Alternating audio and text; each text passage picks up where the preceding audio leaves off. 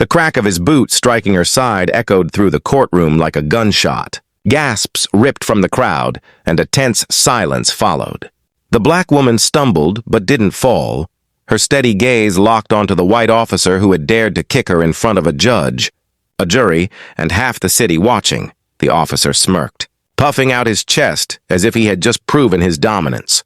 "That's what happens when you don't know your place," he sneered, his words dripping with arrogance. But what he didn't know, what no one in that courtroom yet realized, was that the woman he had just humiliated wasn't an ordinary citizen. She was the city's brand new police chief, sworn in only hours earlier, a position he had yet to be formally introduced to, and in a matter of moments, his career, his reputation, and his very freedom were about to collapse before his eyes. It had been a morning that was meant to symbolize change.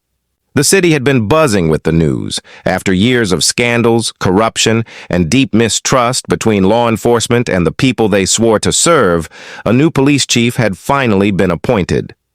Her name was Angela Morris, a woman who had fought her way through impossible odds, breaking barriers at every step of her career. Angela wasn't just another officer promoted through the ranks. She was the first black woman to hold the title of chief in the city's long and troubled history. For many, her appointment was a beacon of hope, proof that justice could evolve, that leadership could look different. For others, especially those who had thrived in the old ways of abuse and power, it was a threat. That morning, Angela had been scheduled for her first official appearance in the courthouse, not as a leader handing out orders, but as a silent observer, someone who wanted to see firsthand how justice was being carried out within those walls. She didn't wear her uniform, nor did she flash her new title around. She walked into the courtroom quietly, blending into the crowd, watching, listening, measuring the atmosphere that she would now be responsible for changing. What she saw confirmed everything she already knew. Intimidation was still the unspoken language of authority here. The bailiffs barked at citizens, defendants were herded in like cattle, and the people in power treated those without it like dirt beneath their shoes. And then came the officer, the man who would seal his own fate without even realizing it. He was brash, arrogant, his tone dripping with disdain toward nearly everyone who crossed his path. For years, he had gotten away with using force to control rather than protect. In his eyes, power was proven through domination. And today, in front of dozens of eyes, he picked the wrong person to try and humiliate. Angela sat quietly in the front row, her posture calm, her eyes unflinching. She didn't announce who she was, nor did she need to. She was there to witness. She was there to see the cracks in the system she now led. But what she didn't expect was how quickly one man's arrogance would turn a routine court session into the most explosive confrontation of her career. The courtroom that day was supposed to be ordinary, just another session, another docket filled with petty charges, heated disputes, and the endless cycle of defendants moving through the system. The air smelled faintly of old wood and disinfectant, the murmur of voices blending into a constant hum. But beneath that dull surface, something charged was stirring, waiting to erupt. Angela Morris sat in silence, her hands folded neatly on her lap. No one around her knew who she was. To them, she was just another woman watching the proceedings, maybe there for a family member, maybe just an observer. What they didn't know was that the quiet strength in her posture carried the weight of decades of service, battles against racism within the force, and victories that had led her to this new title, police chief. But she chose anonymity for a reason. She wanted to see the truth as it was, unfiltered, raw, without the polished performances people put on in front of authority. At the far side of the room stood Officer Rick Harlan, a towering man with years of unchecked behavior behind him. He had long ago crossed the line between enforcing the law and abusing it. He strutted across the courtroom with the swagger of someone who believed the entire system bent to his will. Every movement, every glare, every smirk said one thing. He thought he was untouchable. He had no idea his undoing was seated just a few feet away. The tension began small, barely noticeable at first. A young black teenager had been called up, charged with resisting arrest after what appeared to be a minor traffic stop. His shoulders were slumped, his voice shaking as he answered the judge's questions. Angela felt her stomach tighten as she listened. She had seen this story too many times before. An officer's word against a frightened citizen, the system leaning heavily on the side of authority. And there, at the edge of the boy's trembling frame, was Officer Harlan. He puffed his chest, leaned forward, and let a smirk curl across his lips as if daring anyone to question him. He spoke with disdain about the boy, his voice carrying across the courtroom like a hammer. He described him not as a citizen, but as a criminal, painting him as aggressive, dangerous, uncooperative. Angela had read enough reports in her lifetime to recognize exaggeration when she heard it. And this was worse than exaggeration. It was fabrication. The boy's mother stood up at one point, unable to contain herself, her voice breaking as she begged the judge to see her son for who he truly was. That was when it happened, the spark that would ignite the fire. Officer Harlan, visibly irritated, stepped forward. Instead of simply gesturing for her to sit, he shoved her back into her seat with unnecessary force. Gasps rippled through the room, but Harlan acted as though nothing unusual had occurred. Angela's pulse quickened, her jaw tightening.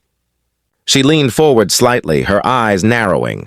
She had sworn to herself she would remain an observer. But the lines were already blurring. The judge's gavel pounded, demanding order, but the energy had shifted. The crowd buzzed in disbelief, people whispering, some standing, others shaking their heads. Angela could feel it. This wasn't just another court session anymore. This was turning into a stage, and Harlan was stepping into a role he didn't realize would ruin him. Moments later, Angela herself became his target. She had whispered something under her breath, barely audible, a reaction to the injustice unfolding in front of her. But Harlan caught it. His eyes locked onto her, narrowing, his expression twisting with offense. In his world, no one questioned him. Certainly not a black woman. He stomped toward her, his boots echoing across the floor. The murmurs grew louder, some people instinctively pulling out their phones, sensing what was about to happen. Angela didn't move. She remained seated, her chin slightly raised, her eyes steady. She wanted to see just how far he would go. Harlan towered over her, his shadow stretching across her figure. He demanded she stand, demanded respect, demanded silence. But Angela stayed still, her face calm, her silence louder than any words. The courtroom hushed. Every eye locked on the confrontation. And then, with an arrogance that had been honed over years of unchecked abuse, he kicked her. The sound was sharp, brutal. Gasps tore through the courtroom. Angela's body jerked from the impact, but she did not fall. She straightened slowly, her eyes never leaving his face. The officer smirked, mistaking her restraint for weakness.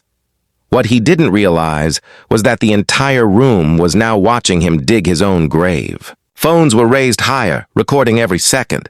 The judge's gavel pounded again, but the sound was drowned out by the wave of whispers, the shock that rippled like electricity. Angela's chest rose and fell steadily. She could have spoken then, revealed her identity, ended the spectacle in an instant. But she didn't, not yet. Because what was happening here was bigger than just her dignity. It was a reflection of the entire system she had been brought in to reform. And so she waited. She let Harlan boast, let him spit venom, let him expose every ounce of his corruption for the world to see. He called her names, accused her of disrupting proceedings, painted her as a threat.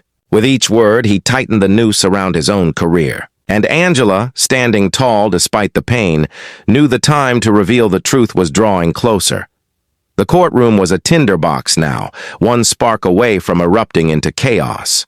And that spark would come soon, when Angela finally stepped forward, not as a silent observer, but as the chief of police, the one person with the power to end Harlan's reign of arrogance in a single, devastating stroke. The kick should have ended the confrontation. For years, that single act of violence had silenced countless people, frightened citizens, intimidated families, powerless victims. But this time was different. This time, Harlan had chosen the wrong woman, in the wrong place, at the wrong time. Angela straightened, her back stiff, her expression composed but fiery. The ripple of whispers that swept across the courtroom only fueled the rising storm. Every phone in the room was raised, lenses capturing the arrogance of a cop who thought brutality made him untouchable. The judge's gavel pounded again, desperate to restore order, but the spectacle had already outgrown his authority. All eyes were on Angela and Harlan, the predator and the woman he believed to be prey. Harlan sneered, looming closer. "Sit down, before I make you sit down." His voice carried a poisonous confidence, the tone of someone who had bullied his way through years of unchecked power. Angela didn't flinch. Instead, she lifted her chin, her silence sharper than any words. The crowd sensed something was different. The way she stood, the steadiness in her eyes, it wasn't fear. It was resolve. The energy shifted. For the first time, it wasn't Harlan who controlled the room. It was her. Still, Harlan was blind. His arrogance wouldn't let him see it. He reached out, grabbing Angela's arm, trying to yank her to her feet. Gasps exploded from the benches, people shouting in protest. Some even stepped forward, but Angela raised her free hand gently, halting them without saying a word. She didn't need rescuing. The camera zoomed closer. Her voice finally broke the silence. Calm even, but laced with steel. "You've just made the biggest mistake of your career." The words hit like a shockwave. The crowd hushed, phones trembling in the hands of those recording. Harlan blinked, confusion flashing across his face before being buried under his usual bravado. "Oh yeah? And who are you to tell me that?" He scoffed, laughing, trying to draw strength from the chuckles of a few loyal colleagues standing near the doorway. But even they looked uneasy now. Angela reached slowly into her bag. Every eye followed her movement. For a moment, tension spiked. Was she pulling out a weapon? A phone? Harlan tensed, his hand drifting toward his holster out of instinct, but what she drew wasn't a weapon. It was a simple folder. She flipped it open, her fingers sliding out a crisp document stamped with the city's seal. She held it up high enough for the crowd to see, her voice carrying clear across the courtroom. "My name is Angela Morris. As of this morning, I am the chief of police for this city." The room erupted. Gasps, shouts, cheers. It was chaos. The judge froze mid-motion, his gavel slipping from his hand. Spectators leapt to their feet, their phones capturing the revelation from every angle. Even the young teenager who had been on trial moments earlier stared in awe, his eyes wide with disbelief. Harlan staggered back a step, his face draining of color. What did you just say?" His voice cracked, the confidence crumbling. Angela didn't move closer, didn't raise her voice. She didn't need to. "You assaulted the chief of police in front of witnesses, in front of a judge, and under the lens of dozens of cameras. You've exposed not only yourself, but the entire rot within this department." The silence that followed was deafening. Even the air felt heavy. Harlan's lips trembled, words stuttering, but nothing came out. His arrogance, once a shield, now shattered under the weight of reality. His colleagues at the back shifted uncomfortably, some lowering their heads, others slipping quietly out of the courtroom as if distance could erase their complicity. Angela stepped forward, her heels clicking against the floor, each step resonating like a drumbeat. She didn't shout. She didn't rage. She simply spoke with authority that demanded attention. This is what happens when power is unchecked. When officers believe their badge gives them the right to abuse, to humiliate, to control rather than serve. "That ends today." The crowd erupted in applause, cheers, even tears. For the families who had suffered, for the countless victims who had been silenced, this moment was more than justice. It was vindication. Harlan tried one last desperate attempt at defense. You provoked me. Angela cut him off with a raised hand, her voice slicing through his excuse like a blade. "You just kicked your chief of police." "That is not provocation. That is proof." Two uniformed officers, alerted by the noise, entered the courtroom. When Angela turned toward them, they snapped to attention immediately, recognition flashing across their faces. Without hesitation, they moved toward Harlan. For the first time, the predator looked like prey. His protests grew frantic as the cuffs clicked around his wrists. "This isn't right! You can't do this to me! I've been here for 15 years!" Angela's eyes didn't waver. "And in those 15 years, how many lives did you destroy with that same arrogance? Today, it ends." The crowd roared again, some standing on benches, others chanting Angela's name. Phones streamed the moment live, the footage already spreading beyond the courtroom, reaching thousands, then millions. Angela turned, locking eyes with the young teenager still seated at the defense table. She gave him a nod, a silent promise that things were changing. That justice, real justice, was finally stepping into the room. Harlan was dragged away, his face twisted in disbelief, his shouts drowned out by the thunder of cheers. The once untouchable officer was now the symbol of his own downfall, undone not by violence, but by the calm, unyielding strength of the woman he had underestimated. And as Angela stood tall in the center of the storm, the truth was undeniable. The city had just witnessed the rebirth of its justice system. The courtroom still buzzed with disbelief long after Harlan was dragged away in handcuffs. The energy in the air felt electric, like the city itself had taken a sharp turn toward something new, something just. Angela remained where she was for a moment, letting the applause fade into a respectful silence. She wasn't just savoring the victory, she was calculating the road ahead. This moment wasn't the end. It was the beginning. Her gaze swept across the faces in the room, the weary families who had braced themselves for another disappointing day in court, the young boy who had almost been crushed by a system too blind to protect him, the judge who now avoided her eyes, realizing the scale of what had just unfolded. All of them were witnesses, not just to Harlan's downfall, but to her declaration. The old order was finished. Angela stepped forward to the podium, her voice steady, her presence commanding. Today, you all saw what unchecked power looks like. You saw what happens when arrogance and prejudice are allowed to fester inside the very institution meant to protect us. But today, you also saw what accountability looks like. This city doesn't need fear. It needs justice. It doesn't need officers who bully and intimidate. It needs protectors who serve with honor. The crowd listened, leaning forward, their phones still raised, capturing every word. It was no longer just a courtroom speech. It was a broadcast to the world. I will not promise you perfection, but I will promise you this. As chief of police, every officer will answer for their actions. No badge will shield corruption. No uniform will excuse hate. The people are the heart of this city, and I will not let them be trampled again. A tear slipped down a woman's cheek in the front row. She had once filed a complaint against Harlan years ago, only to be ignored. Today, her pain finally felt seen. Angela paused, then turned toward the boy at the defense table. Slowly, she walked to him, crouching down so her eyes met his. "You've been through more than you should have," she said gently. "But your courage brought us here. Don't forget you matter. Your life matters. And I promise you from this day forward, the system will remember that." The boy's lips trembled, but he nodded. For the first time in months, hope flickered in his eyes.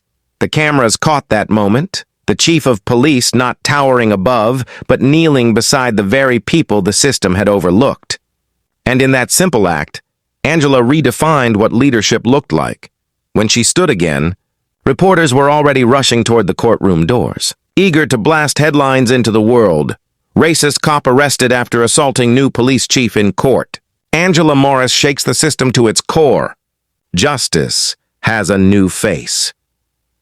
Outside the courthouse, crowds had begun to gather, chanting her name, waving signs they'd carried for years in protests that had once gone ignored. But today, the city listened. Today, their cries had found an answer. Angela finally left the bench, walking out through the heavy oak doors. The flash of cameras exploded, questions hurled at her from every direction. Yet she moved calmly, each step purposeful. She wasn't just walking out of a courtroom, she was walking into history. For Harlan, the fall was brutal and immediate. The man who once strutted with unchecked authority was now facing charges of assault, misconduct, and abuse of power. And with every headline, every broadcasted video clip, he became the face of everything wrong with the old system.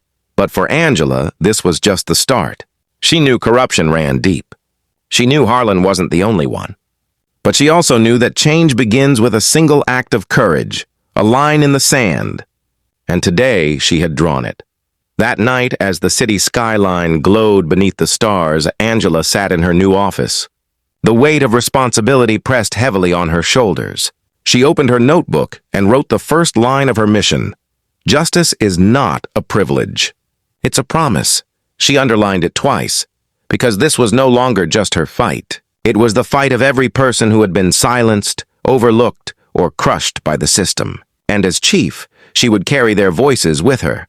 Angela looked out the window at the city lights flickering like 1,000 restless souls finally waking up. She whispered to herself, firm and resolute, "This is only the beginning," and the city believed her.